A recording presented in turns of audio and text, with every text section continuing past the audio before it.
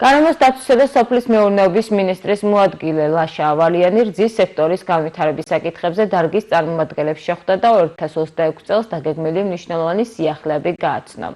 წელს პირველადი წარმოებისა და ცხოველთა გადაადგილების კონტროლის მექანიზმები გამკაცრდება. მერძეული სექტორის ინიცირებით გარემოს დაცვისა და სოფლის მეურნეობის სამინისტროს ჰქონდა სამუშაო შეხვედრა მერძეული სექტორის წარმომადგენლებთან, იყვნენ როგორც კომერციული ფერმერები, ანუ პირველადი მწარმოებლები, ასევე იყვნენ გადამამუშავებლები. ჩვენ ჰქონდა რამოდენიმე საკითხი მიმდინარე გასავლელი იმ გამოწვევებთან დაკავშირებით, რომელიც დღეის მდგომარეობით არის ბაზარზე და ამ სექტორში ზოგადად და ასევე ვისაუბრეთ იმ სამომავლო გეგმებზე, რომელიც მიმდინარე წლიდან იქნება ჩაშვებული გარემოს დაცვისა და სოფლის მეურნეობის სამინისტროს მხრიდან და დაიხმარება როგორც ადგილობრივ სექტორს, ასევე საბოლოო მომხმარებლის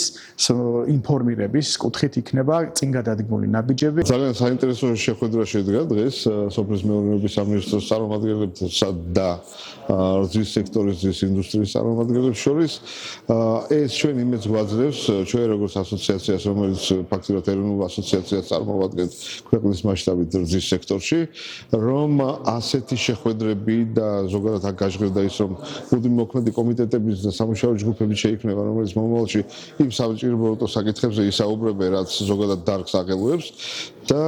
ჩვენ აქ დავინახეთ კიდევ ერთი მნიშვნელოვანი რამ, რომ თვითონ სამინისტრო მზად არის წარმოადგინოს თავისი წინადადებები დარგის განვითარების, კონტროლის მექანიზმების გაუმჯობესების ერთის მხრივ და მეორეს მხრივ მოისმინეს ის თქვა წინადადებები და ის პრობლემატიკა, რაც დარგში არსებობს და კიდევ უფრო მომავალში მეტი გაჟღერდება თქვა ეს საკითხები, რომელიც ერთობლივად ვიმუშავებთ და თვითონ ძალიან წარმატებულ ნაბიჯებს გადავდგამთ ამ მიმართულებით.